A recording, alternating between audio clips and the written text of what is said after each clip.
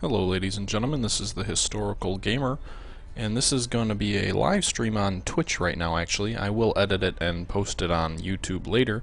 This is the first time that I'm really using Twitch. I've used it a little bit, just kind of for the heck of it, but I think that was only just when I was playing some Call of Duty and I just wanted to test out and see how it worked. Today I'm going to be playing a new game out published by Slytherin Software called Allied Corps.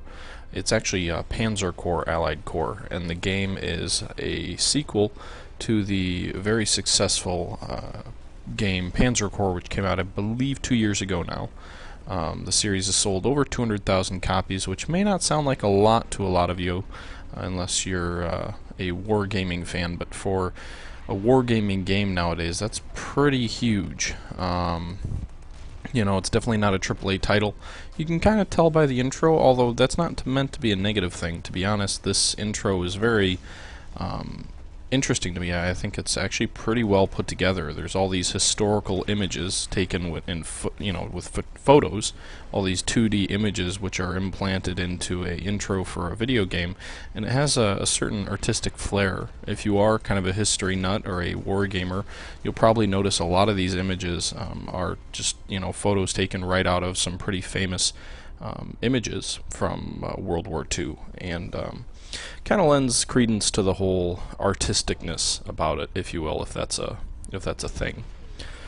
And just kind of proof that they can, granted it's only like a 3-second clip here, but this little image of a tank running over a assault gun is some proof at least that they do have some capability with 3D graphics or 2D graphics or whatever that is. But anyway, so this is going to be kind of like an after-action report and a let's play, or however you want to term this. I'm going to be playing Allied Corps. I'm going to jump into a new campaign. This is going to be a series that I'm going to start. I'm going to go through battle by one of the campaigns. As you can see here, there are 5 different campaigns in this game. I'm going to go ahead and start with the 1941. The 1941 one. The 1941 is really just the tutorial. There's some minor battles against the Italians in the North African coast where you take on the role of a British general. The 41 one is the first full-fledged campaign. You take over command of the British and the Commonwealth forces during the Battle of Crete, and you go on through there fighting along in North Africa. The other start points are 1942, where you start as the Americans and land in the western African coast near Morocco and push on into Tunisia. And then the 43 campaign starts as a joint Allies unit, so you command both British and Allied troops through the invasion of Sicily and Italy. And the 44 one starts at D-Day, of course. So let's go ahead and get in. I am going to work on a more full-fledged review that's going to talk about all the scenarios that are in this game. As you can see there's a decent amount here, but I am going to go ahead and get in here, and we're going to start with the Battle of Crete. We're just going to leave the default settings, Kernel, which is kind of right in the middle, so I would assume that's normal. We're going to leave the weather settings on, so weather will have an impact. Basically, if checked, you can see here, weather can affect certain types of combat. It can also affect the ground that you move across. Supply is going to be on, so your troops won't have unlimited ammo or fuel. Fog of war will be on, so if your unit isn't close enough to the enemy, you won't see them, and that can lead to ambushes and other things. And I'll leave the undo button on, so if you move a unit and you change your mind about where you want to move them, you can go ahead and undo that. Although there are some rules to undo. Typically, if you discover an enemy unit, you can't undo, because basically that would negate the fog of war factor. So without further ado, let's get in here. Crete. Well, that's a little bit of a technical glitch. Let's try and get back in here. This is the first time I've played this game quite a bit, and that's the first time the game has actually crashed on me. So let's try that again. Play. Alright, there we go. So, the situation is May 20th, 1941, and here's your briefing. You can't hear it the way the sound's hooked up right now, so I'll just read it to you, but it's being read by a British gentleman. I won't attempt a British accent right now. But basically, Crete is Hitler's next target. It's up to you to defend the island. There will be a substantial component in the assault, but we can't rule out an amphibious assault either, so mainly it seems like there's going to be a air assault, so paratroopers and perhaps gliders. We have almost no air power of our own. The Royal Air Force is withdrawn to Alexandria. Our garrison has been increased by forces lately evacuated from Greece, but is still barely adequate to our task. Now it's absolutely vital that no airfield falls into German hands, even for a short time. Defend them to the last, bayonet, if you hope to gain a higher order of victory. So there are 5 principal objectives on this island, and we need to hold all of them. If you are hard-pressed, so basically a minor victory will be sufficient if you only hold 2 to constitute a victory. The airfields have to be held, however, and the Germans, well, basically, let's destroy them. So, moving on. So it's a 18-turn battle. Every turn represents 1 day, so you start on May 20th. At 8 o'clock, 1941. Weather conditions. There's a weather forecast before every turn you see here. Currently clear and dry. Forecast for tomorrow, clear and dry.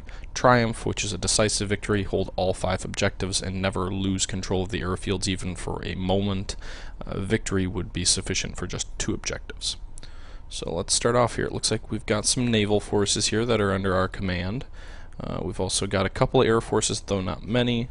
And then we've got our land forces. Now the British troops are a mixture between British, Greek, and Australian troops. I believe there are also some New Zealand troops in here, at least historically there were. As you can see, if you're not familiar with this game, it is a hex-based game. So you can, basically, it's a hex map. So it's not 3D per se, it's not real time. It's going to be a turn-based game, and you get a certain number of hexes you can move. Any other questions about the game real quick? Unit scale is going to be indeterminate, so based on the scenario, this unit may represent a brigade in one scenario, division in another. I believe it could represent as much as a corps. As far as that's concerned, it doesn't really impact the scenarios, but if you are interested in history, that's probably something that would interest you. So the Germans have already landed here. You can see there's 2 paratrooper units here in the south. There's you can zoom out with your mouse scroll button to zoom out and in. There's also a strategic map, which gives you an even higher level overview, so you can plan what you want to do. Now, as you can see here, there's 2 German units that are approaching this city, or airfield, near the city of Herculaneum. There are 2 more German units here approaching the city of Rithymnon. Pardon my pronunciation, guys. I literally am terrible at pronouncing some of these words. So anyway, let's see here. And then the bulk of our forces are located on the western end of the island, near the city of Chiana and Malmi and Castali. Now we've got an airfield here that we have to hold near Malmi. And then we've got a city near Kalana that we have to hold, and we've also got the city of Suda. The city of Castali is not needed to be held, but it's kind of a secondary objective.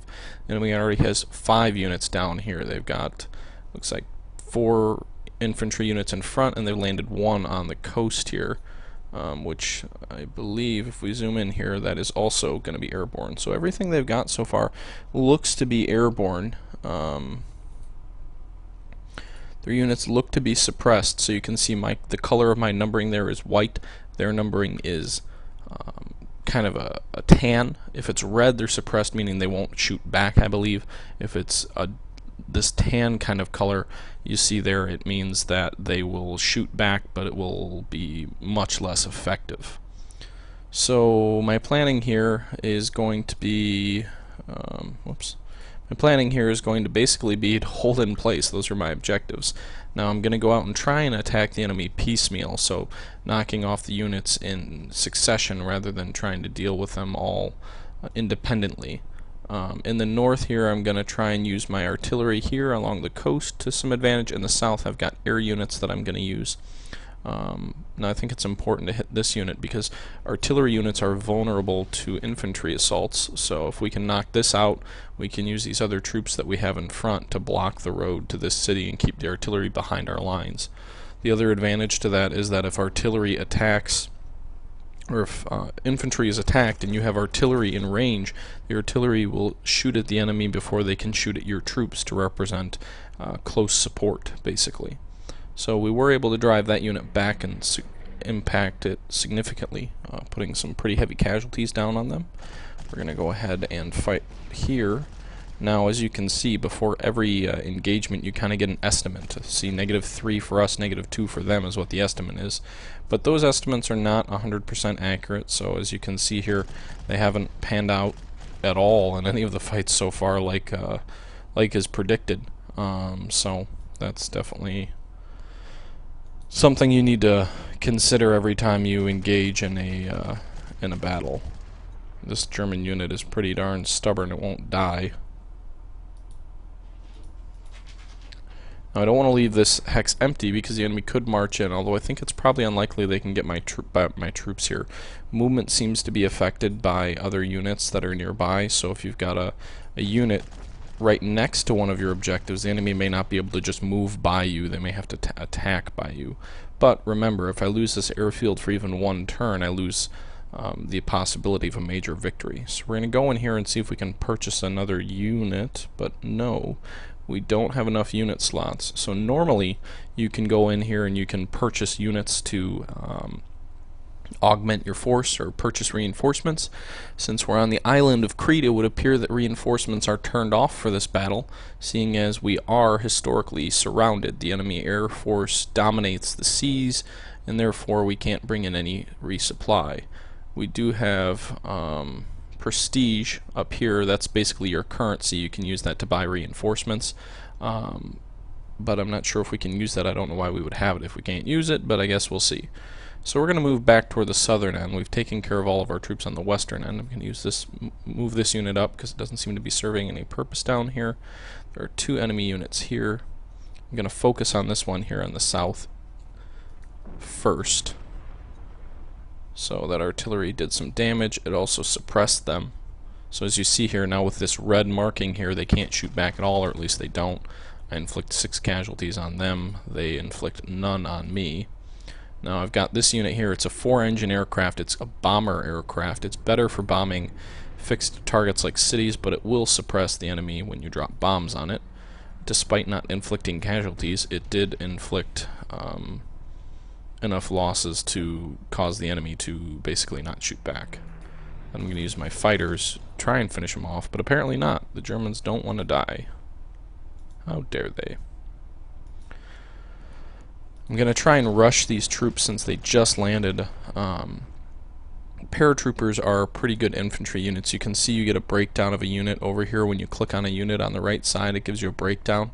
It doesn't do so on your enemy because you can't select them, but it does when you hold your mouse. If you look over to the right next to where it says Spitfire, it gives you a breakdown of the enemy's entrenchment level, which will affect how well they fight on the defensive, their morale, their health, their fuel situation if they have any, and their ammunition. You can also right click on a unit and it will bring up statistics about it. So here you can see this is Fallschirmer infantry. That means they're paratrooper infantry.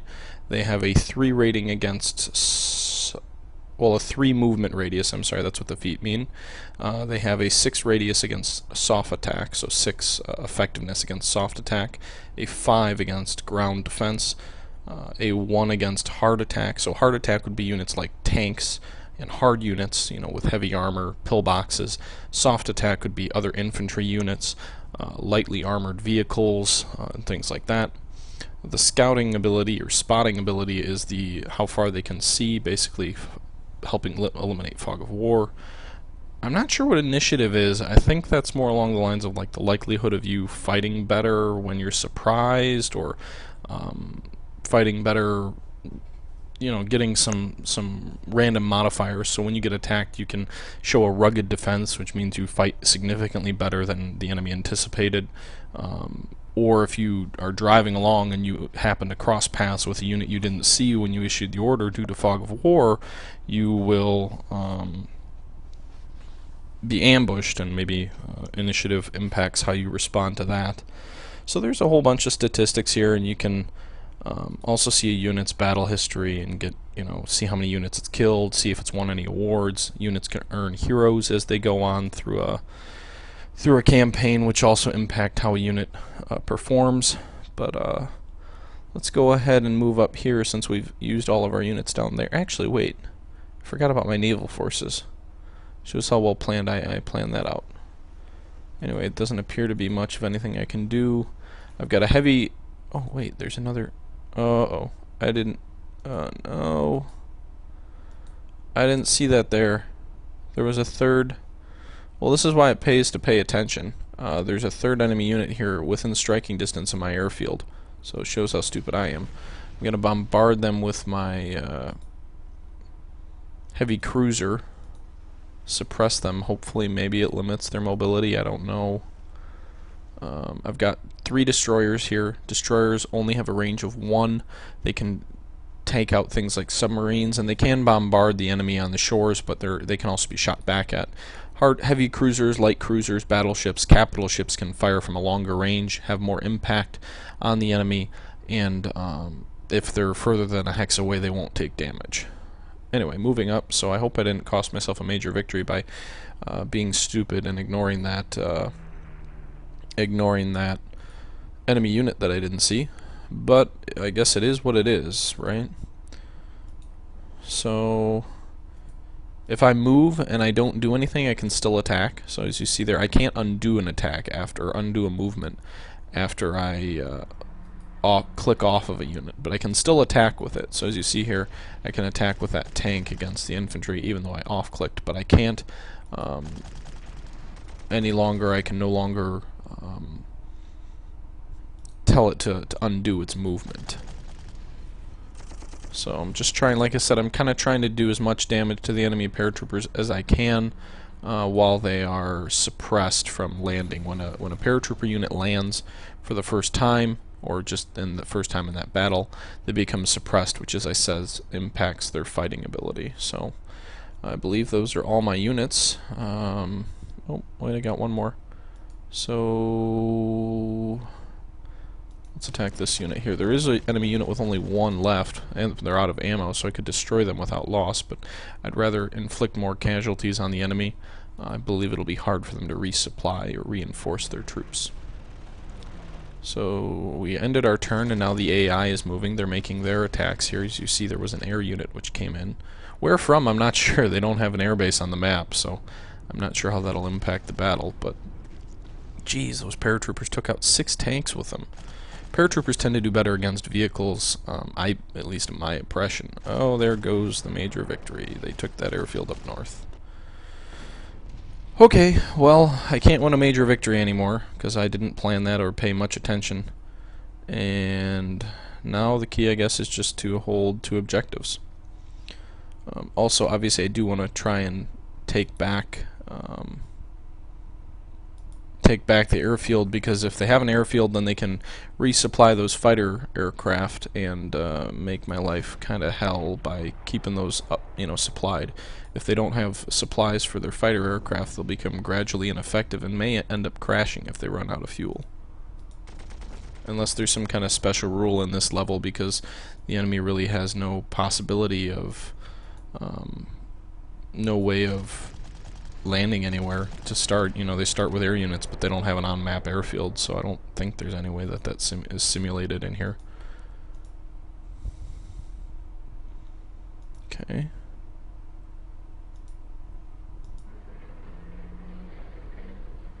Why can't... Oh, that unit already attacked. That's why.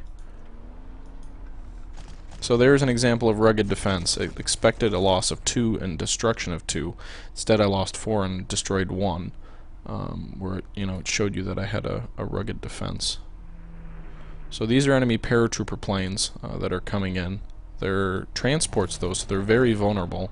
There's no fighters with them, so I can shoot them down, kind of like shooting fish in a barrel here. I just don't have enough fighter planes to take as many of them down as I want. I don't know where that enemy unit went over here. They could have taken the city, or the airfield, but they didn't. Strange.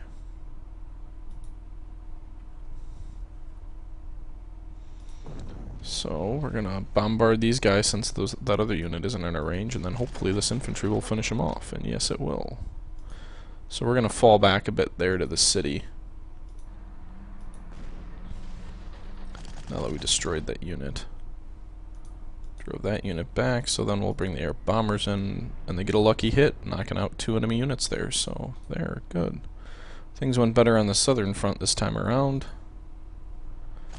And there's an example of an ambush. I knew the bad guys were around here, and yet I didn't think to look, and instead of being prudent, I rush on in, and my troops get surprised by an ambush, and I lose heavy casualties. Lovely.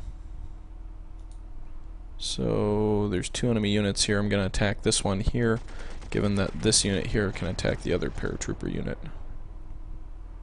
Now I would be able to issue reinforcements here. That you can see there's a reinforcement option, but I'm not going to go ahead and do that yet because if you have enemy units right next to you, that can limit how many reinforcements you can receive. So that's why I didn't do that. I drove that back, destroyed the other one, also took out 80% of this unit, although a fresh unit will land here probably. Now I can click on this tank. I can use elite reinforcements, which as you see there cost 336 prestige and would bring me back up to full strength. What an elite reinforcement does is you can see I've got this experience bar down here. The number of stars you have represents how much experience your unit has. But if you do regular reinforcements, I'll lose 83 experience, or no, I'll lose, is it 83 or 150 or 40? Minus 84 prestige, so it's significantly cheaper. I'd get a full reinforcement, but after I click on that, you see I'm down to 83 experience, so I lose almost 2/3 my experience because I only had 1 unit left. So it's kind of percentage based, but just to kind of demonstrate that. It's kind of a realistic way to handle reinforcements, really.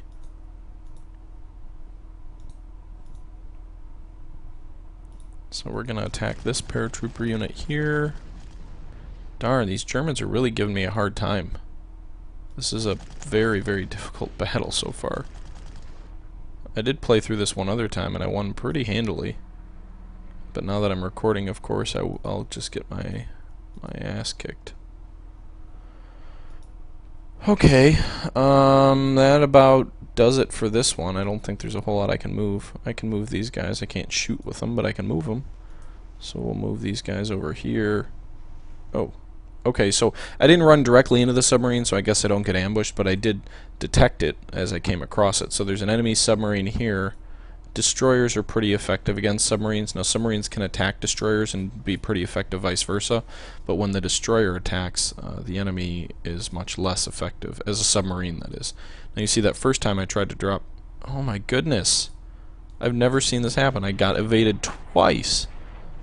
So, the enemy started off with 8 and lost 4 there, and now they've lost half their strength, but they evaded 2 of my destroyers, so I didn't even get to shoot at them. Submarines have the chance to evade. That's kind of the way they use stealth. I'm not sure how that rating is reflected, the evade effectiveness. The only thing that I think may influence that would be initiative again. Or it's just, it's a special submarine rule too, so it might not play into any of those stats. It could just be an off-map thing that's calculated. So it's back to the AI's turn here as they're attacking my destroyer there. They pulled their submarine out since it lost significant men, if you will. The enemy infantry up north is attacking that unit. I haven't launched any attacks with that unit you just saw a moment ago because it's a anti-aircraft unit, so that type of unit, specifically that specific British unit, can't attack enemy units, but it can defend against them. So this enemy unit's out of ammo, that's why I went ahead and launched that attack. Destroyed them. The enemy unit here in the north is surrounded, so they should be either destroyed or surrender here. Yep, they surrender.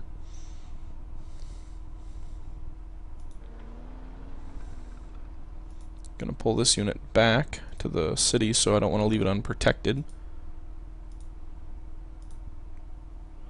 This unit's still suppressed. I'm not sure why. Not that I'll complain or anything. I don't think that was a new unit that just landed, but I could be wrong.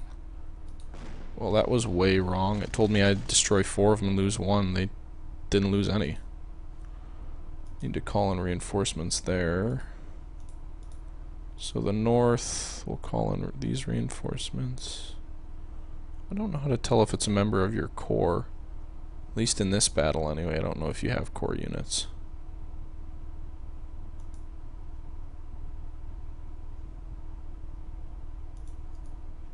How can I tell? There's got to be a way you can tell.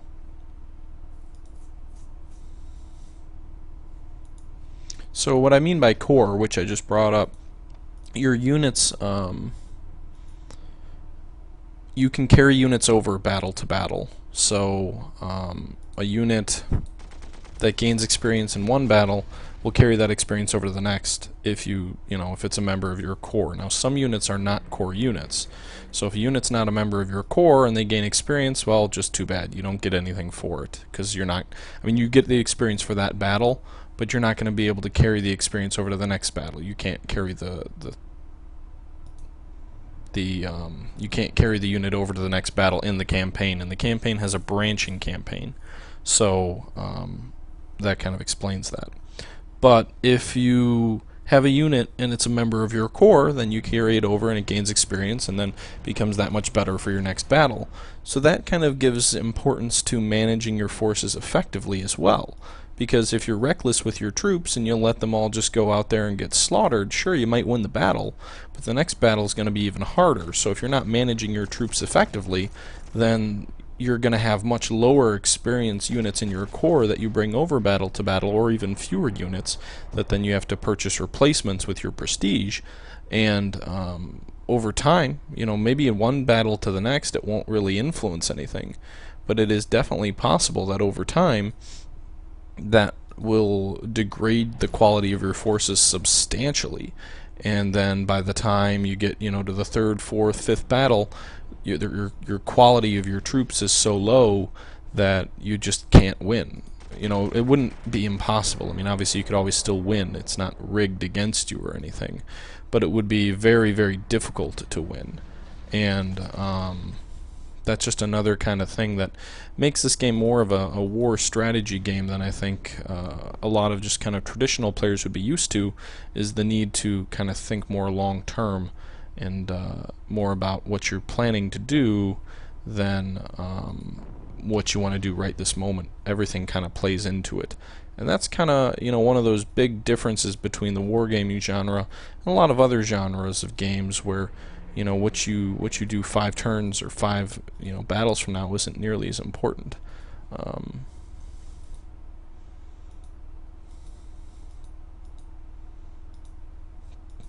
Kind of adds a bit of dynamism to the campaign, except that the scenarios, oh goodness. And here I'm doing a great job of caring about what's going on because I'm not even paying attention to my naval forces. I'm being careless. Well, that was a nice defense against the submarine, at least. Enemy units. Oh no, they're bringing in land troops. Those are going to be much more effective against my armor, probably. Not that I have a whole lot of it.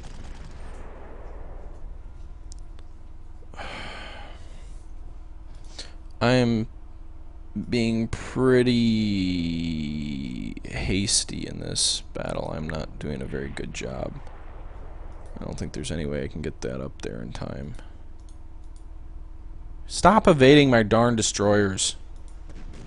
See, there is some randomness to this scenario too. Sometimes the enemy land units come in further south, and then if you're still stuck here with your ships, you can pretty much wipe them out. That's what happened the first time I played the scenarios. I just literally wiped the enemy land units out with my air power and my ships that were further south. Now, in this scenario, the enemy units are coming up north, so all I can really do with my bomber is destroy the enemy fleet, which is acting kind of like a buffer between them and their landing forces. So, at the very least, I can destroy some units before they land and save my troops some casualties. I can get this fighter up here, though. So lose 1 to flak, but destroy 3 enemies, which is always nice. Any enemy destroy before they touch down is, that's a win in my book. I'm going to use that anti-aircraft gun versus that enemy unit, which apparently didn't get hit at all. The one thing about airborne is when they're not suppressed, they're damn good fighters. Much superior to just standard infantry. Let's pull these guys out. Oh goodness, those are some pretty substantial enemy troops that are going to be landing here. Now historically the Battle of Crete, which started on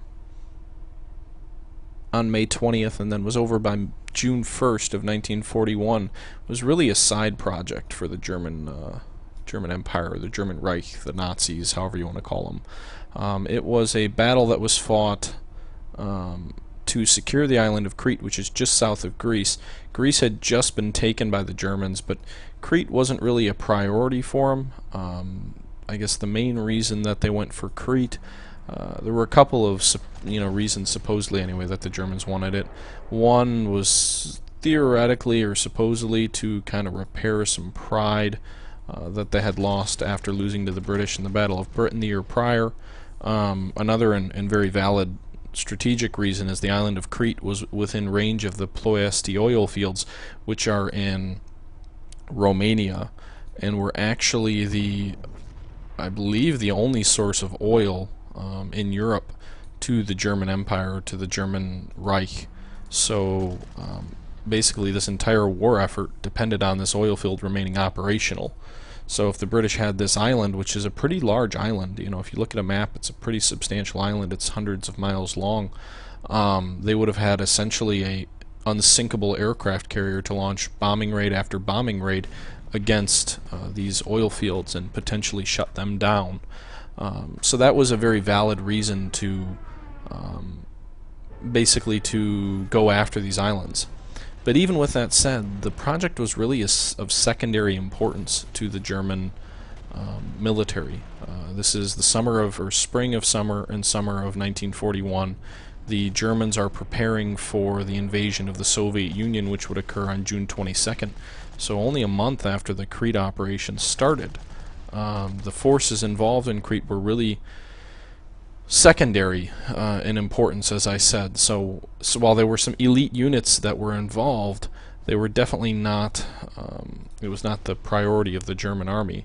And in fact, it was the German airborne troops which took on the brunt of the campaign, so that the Germans landed over 14,000, I believe it was, paratroopers on the island of Crete.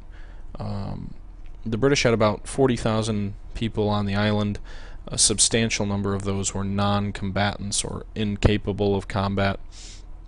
But the battle took place over about 11 days, as I said, and let's see here. I want to push them back. Maybe being out of ammo. Hopefully they won't go there. Or actually, you can attack with your mobile units, by the way. They're just much less effective. Now, some units are better at attacking than others, so that's what we just witnessed there. Anyway, but the battle took place over about 11 days, and the Germans lost huge casualties, huge casualties. They deployed 14,000 paratroopers and about 15,000 mountain troops. They lost over 300 aircraft and over 6,000 men, so about 20% of their force. Now the Allies lost about the same number killed and wounded, and then an additional 17,000 captured, so it definitely wasn't, an Allied victory or anything. But the battle was so devastating to the German airborne troops that they would never again launch substantial attacks, behind the lines attacks in such numbers. Whereas the Allies kind of took a lot of the lessons that were learned by the Germans here and implemented them in the eventual landings in Sicily and then into D-Day as well. So while the Germans basically gave up on the concept of airborne units operating on their own, the Allies would, in 44, would even have the Operation Market Garden, where they would attempt to basically end the war by landing a bunch of paratroopers at a series of bridges across Europe to kind of hold down these highways for the regular, heavy infantry or heavy units to move across. So the Germans kind of took their losses here and decided never again. The Allies took their losses here and said, hey, airborne units are potent, why don't we use them? And I'm doing a very poor job here of using my navy, which is my biggest advantage in this battle. This is not looking good. I'm not trying to lose this battle. I played this battle, like I said, and I won it handily, and I'm just playing this one really sloppily, and it's not looking good. I might hold out to 2 objectives just because they're far enough apart, but I think the North is lost.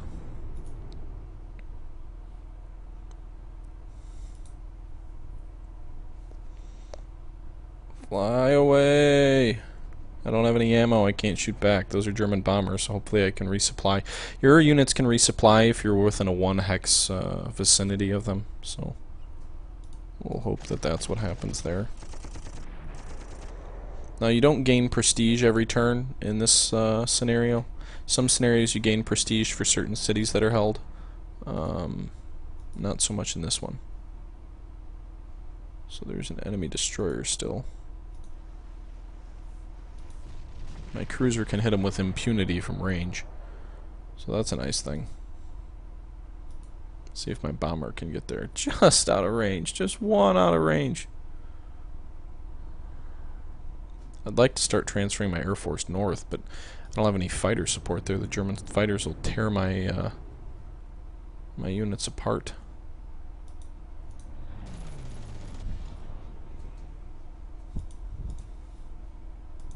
Can't quite get there. I'd like to use the more damage destroyers if possible. You know, obviously the stronger your unit is, the more damage it can inflict. So if I use my weaker ones to destroy a weak enemy unit, I don't risk taking any losses to my heavier units. Or that's my thinking anyway. Pin them down, should be able to destroy them. Yep. And then this unit only has 1, so I should be able to destroy that. It's a tank unit here, yep. Okay, that's some good news down there, down in the south. Only 1 other enemy unit here, so the more I destroy, the south and the middle of the island are pretty secure, the north is looking pretty grim.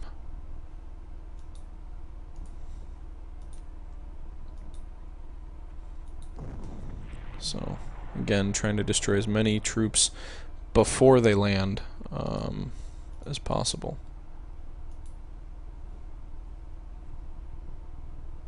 Let's try and destroy some tanks here. These are engineers, so they should be more effective against armor than regular infantry. And it does appear to be true. Now, I still can't purchase any unit. Oh wait, yes I can. Awesome. So, oh, here we go. So I was asking, you know, to see what units are in my core, and it doesn't show me here what units are in my core, but it does tell me how many core slots I have available. So I've got 2,000 prestige, I've got 1 core slot available, which it appears means I can call in 1 unit of reinforcements here. So the enemy has armor down. I want something that's kind of balanced against hard and soft targets. This one's better against hard than soft, but it's not terrible against soft targets with a 4. I guess a 4 is not really good. All the armor units are that. Infantry's about a 6. So if they're all 4, what's the best against armor? Looks like 7. So the Malta, the Crusader 3 is cheaper, or the Crusader Mark 1 is cheaper. The Crusader Mark 4 is more expensive. And the Valentine is more expensive than either of them. Now, price isn't the only thing to consider here. When you go in to select a unit that you want to buy, if you put your mouse, hover it over another unit, it'll show you in this case, you know, if you hover it over on the right, it will say the difference. So this one you can see on the left is 249, the one I've got selected, the one I'm hovering over is 271, so it's more expensive. It has less fuel, less ammunition. 1 more movement point you can see there on the right, that's green, so it's a 6 versus a 5. Then as you go down, things look pretty even until you get to initiative, which is those 2 tanks next to each other. It's got 1 more initiative, 1 more ground defense, which is that tank with a shield, and 2 fewer close defense. So I think we're going to go with the Crusader Mark 1. Place that there. And then I believe if I try and purchase another unit, yep, no unit slots. So since I don't have any core slots left, it won't let me purchase any units.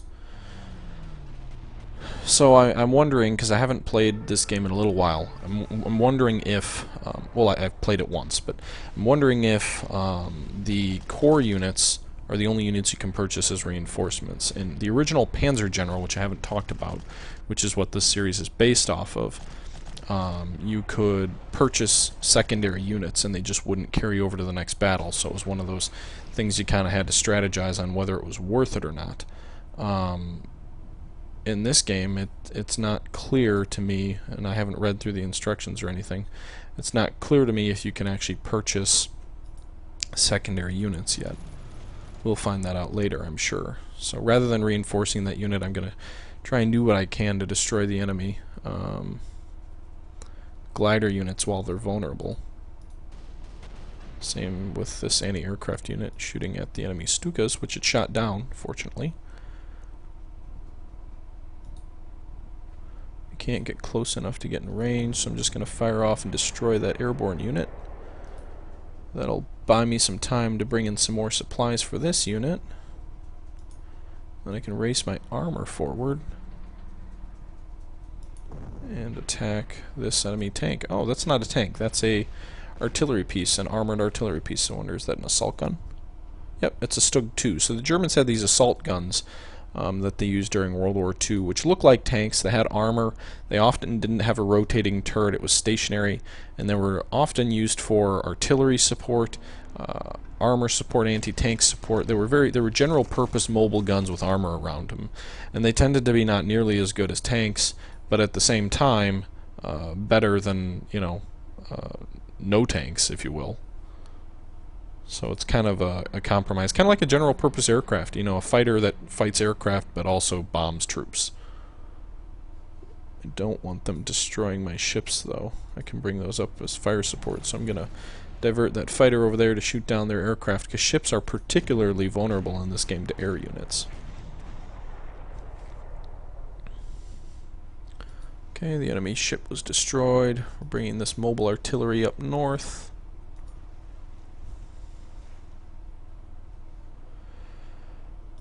Alright, so enemy infantry there. We've got them somewhat suppressed. These units are heavy weapons units, so they're better against armor than normal infantry. They don't have quite the range of regular infantry, though.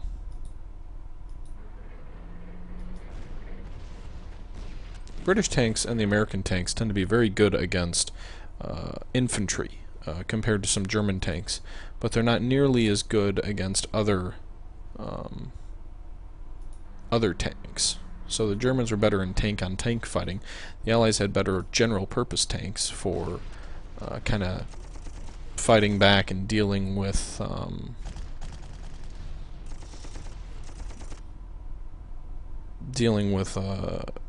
other armor. The Allies were better at general purpose, as I said. So this is shaping up to be one of those battles that I told you about, where you very may well win, but you lose so many men and so much experience that it hurts you more in your future battles. This is definitely shaping up to be kind of along those lines.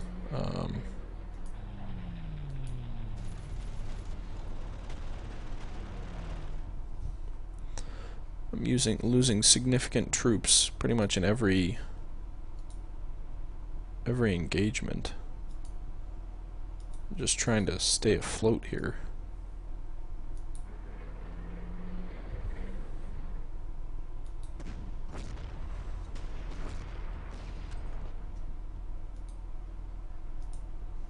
So I need to get more troops and air support north.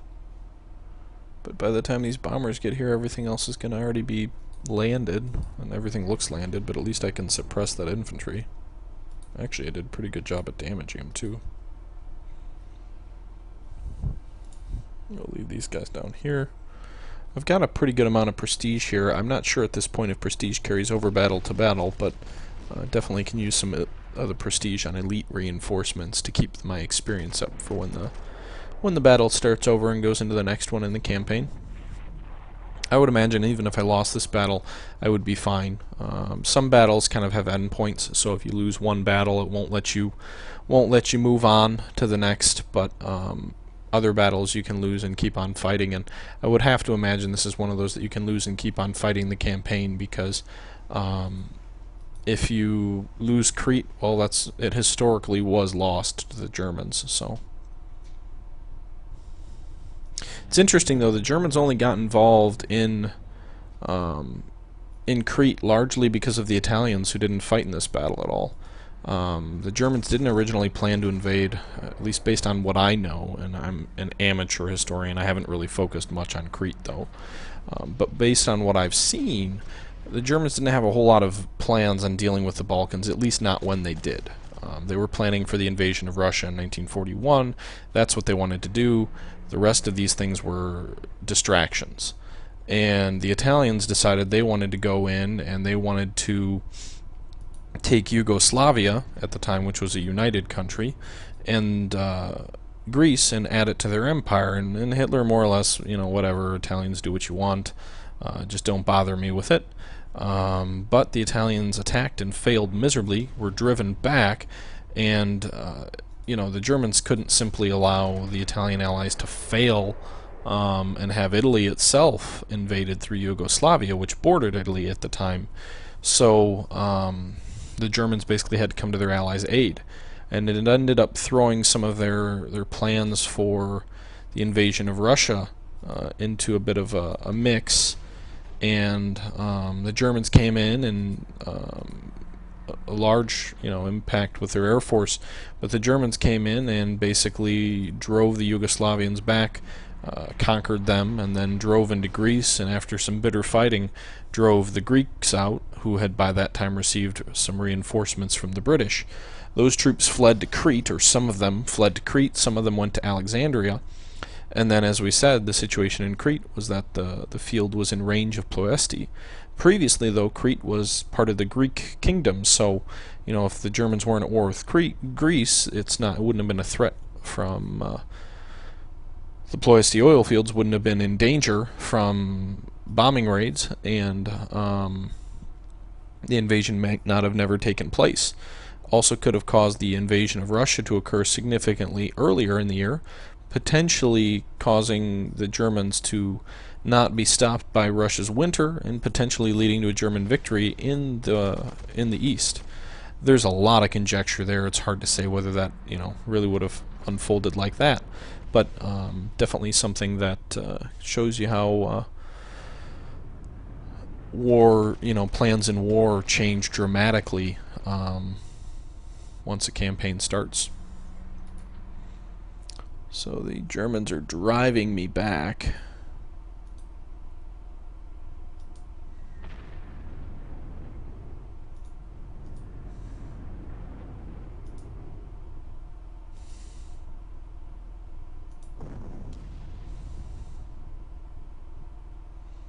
Doesn't look like artillery suppresses them. At least not as much.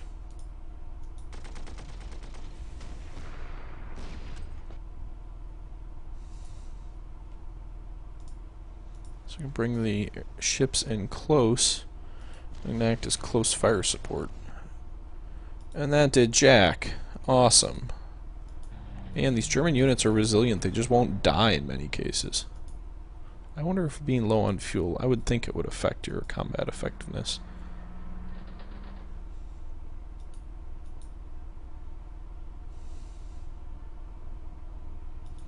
I'm pretty sure I'm going to win by this point. The Germans just don't have enough time to drive me back, and I've got more than enough space.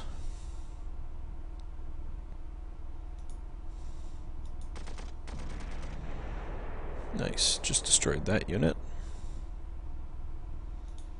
We can call these troops in. I'm not sure if I'll get my destroyers in range, because the destroyers don't have any long range. They basically are limited to 1 hex.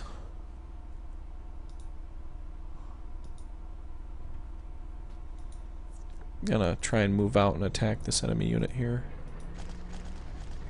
Infantry units in the mountains do a pretty darn good job against armor, as you can see there. Anti-tank units held up well, at least to that attack. My armor isn't doing so well. And that's why you don't transport artillery within range of infantry, is because they can destroy you pretty easily. Alright, what do we want to do? Who do we want to blow up? Probably them, because they border the city. So okay, armor can be suppressed.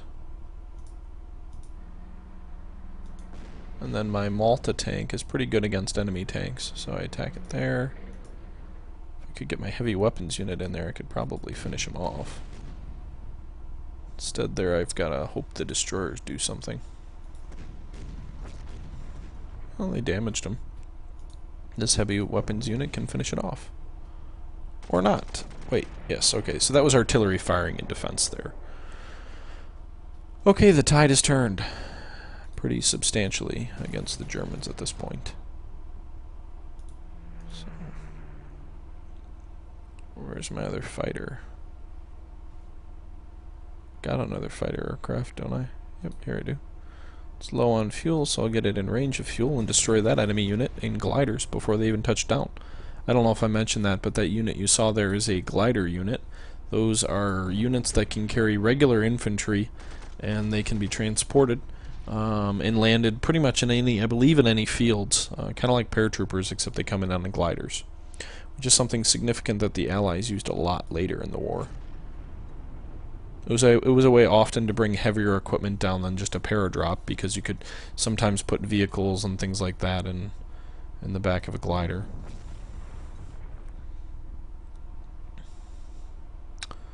But, yeah. Battle going much better than it was just a few turns ago. In fact, a decisive victory still would have been possible if I hadn't been stupid and got myself giving up that airfield at one point. I don't know where these units in the south came from, though. The enemy all of a sudden has more troops down there.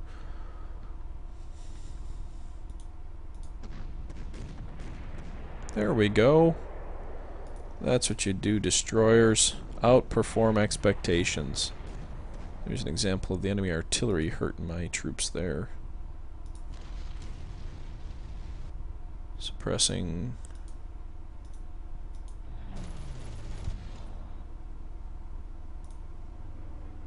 Okay, apparently other air units can suppress troops too. Cool. I did not know that. I haven't seen that yet. They just are much less effective at suppressing units, I guess.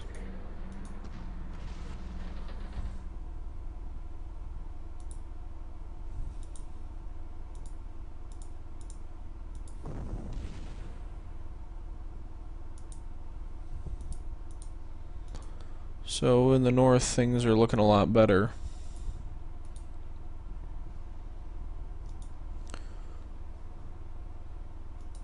Enemies dropped 2 more paratrooper units down here, though, which spells some danger for me down there. I don't know if I have any core slots. I've got 3 core slots available now.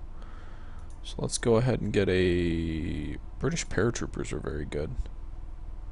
So the enemy has paratroopers. Let's put some of our own down here. Apparently I can't call them in on this province. The only province is with ports, which makes sense given that it is an island. I don't want to waste all my prestige. But it sure is... Actually, wait.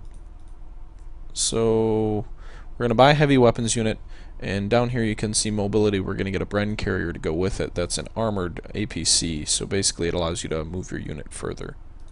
That's all we're going to purchase right now. They can't be used the same hex that they're purchased, or the same turn that they're purchased. So you see the enemy paratroopers moving in on that city of mine, and that recon car being more or less all alone. That city will probably fall before we can get any reinforcements there. And the enemy just destroyed that airfield, but at least they took significant losses. Oh my goodness, they're just mowing my troops down in the south where I was dominating them before. Meanwhile in the north they only have 2 units left. New equipment type. Wellington Mark III has become available for purchase. So that's a tactical bomber. Wait. Can these guys get in range quick enough? buy my guy some time by maybe suppressing them. Good.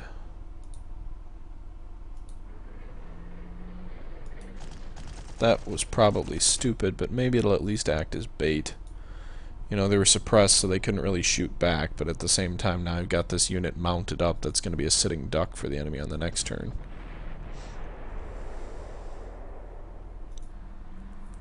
But I've got to start shifting some troops south.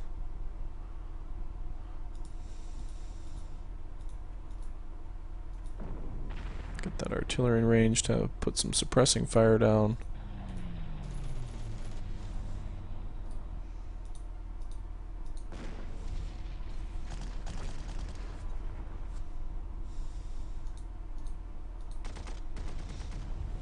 Also, I like to, when you see the enemy is low on ammo, I like to attack them to just make them run out. You know, if they have no ammo, they're absolutely no threat the following turns, so.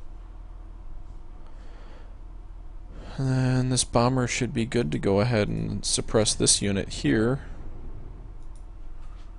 Oh, they didn't get any suppression, unfortunately.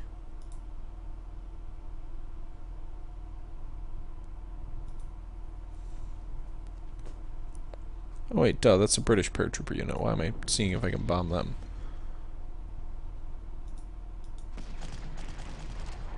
There you go. These paras can attack these guys who have no ammo. And then I'll call in some reinforcements for them. End of turn. So this battle's almost over. There's literally almost no way I can lose at this point.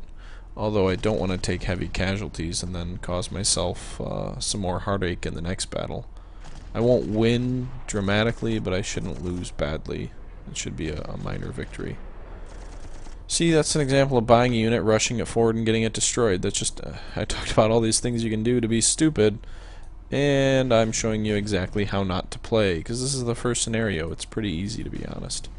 Although the Germans have put up a better fight than the other times I have played against them in this scenario.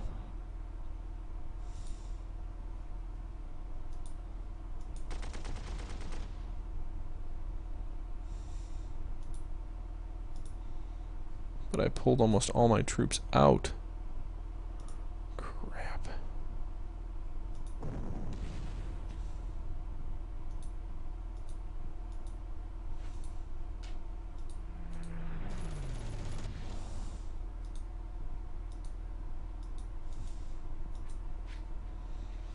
So I need to buy more troops.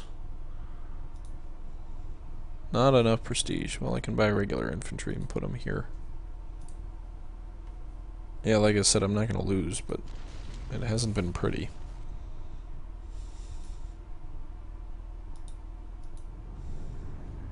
Actually, can we suppress them with a... I didn't think that one through.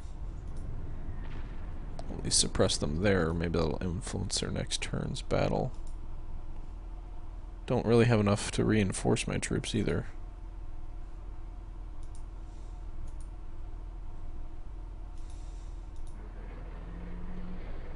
Good thing they can't ambush me when they have no ammo, huh?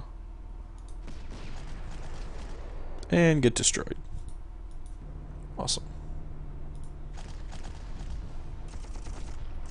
15th turn. So we're getting into crunch time. This battle's almost over. I think the one other time I played I had the battle won by turn 6. If you destroy every enemy unit and they have no way to call in any reinforcements, like they don't have any hexes or cities they own, you win, basically.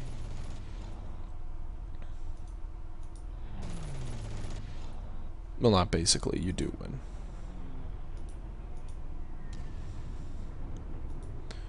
How much does it take to destroy one unit? There we go.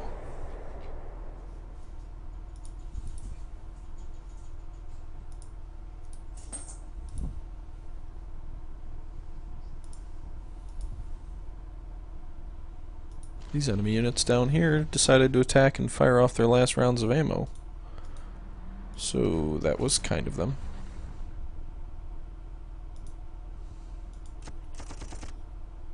And you shot at them and did nothing. Cool. At least they can't attack next turn. bring some reinforcements up north. I could pull these guys. No, I can't mobilize apparently. I guess I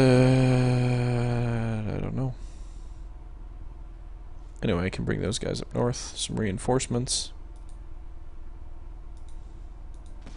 Those enemies don't have any ammo, so that was pretty substantial.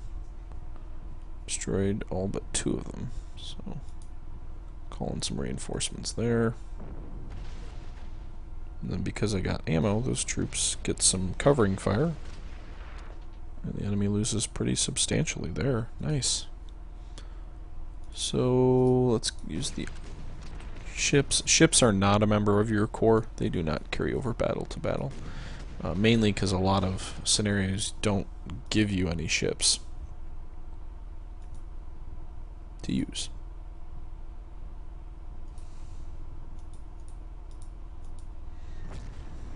Nice. So heavy weapons will destroy them. Maybe I can destroy this paratrooper unit. They shoot back when they're heavily suppressed. That's new. I haven't seen that before. Destroyed.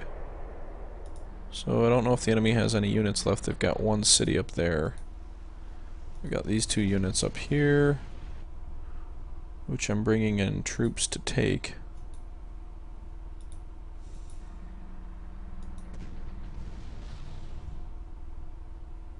They pull back, but they get destroyed. Alright. So the tide has turned decisively in my favor, despite taking very heavy casualties. The other thing that I haven't mentioned yet, but probably should, is that the battles casualties carry over. So that's another reason prestige is important. If you don't have enough prestige to reinforce your troops, they will be carrying over casualties. So if this unit has 5 and I win the battle and go into the next battle, the unit will have 5 in the deployment phase. And I can use prestige that I earn. You earn prestige when you win the battle. I can use that to reinforce them. But it obviously you'd be better off using prestige to upgrade units or to purchase new ones, not so much to reinforce the old ones you've already got. So I won a victory there. I held Crete against a very daring and powerful airborne assault. A remarkable achievement. With the island safe for the present, it is time to return you to the western desert. So anyway, enough of my rambling. That's going to end this video here. I will be continuing part 2 shortly, and I will be throwing this up on YouTube. I'll probably edit it a little bit before I put it on YouTube, but this will be going on YouTube as well. So thanks for watching, and this is the Historical Gamer signing out.